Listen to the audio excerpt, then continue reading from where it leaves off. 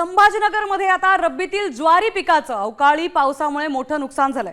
अवकाळीमुळे काढणीला आलेली ज्वारी जमीनदोस्त झाली आहे, त्यामुळे शेतकरी हतबल झालेत।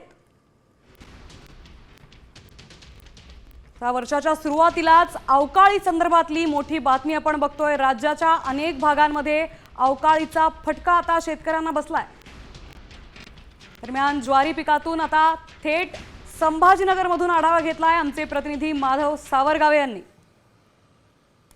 पाऊस आणि गारपिटीचा फटका रब्बी पिकांना बसलेला आहे।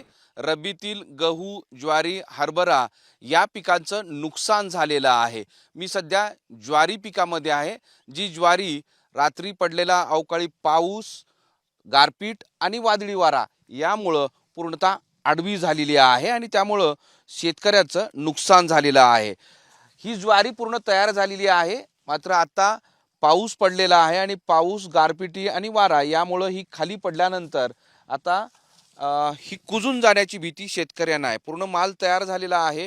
हे बघा, हा माल पूर्ण तयार झालेला आहे आणि आता हा पूर्ण कुजून जाऊन काळा पडून तो दुर्गंधीयुक्त होऊ शकतो असं सध्या तरी दिसत आहे। सोबतच आंबा, कलिंगड, चिकू, द्राक्ष यांनाही फटका बसलेला आहे आणि त्यामुळे आजही आणि उद्याही पावसाची शक्यता असल्यामुळे शेतकरी घाबरलेले आहेत।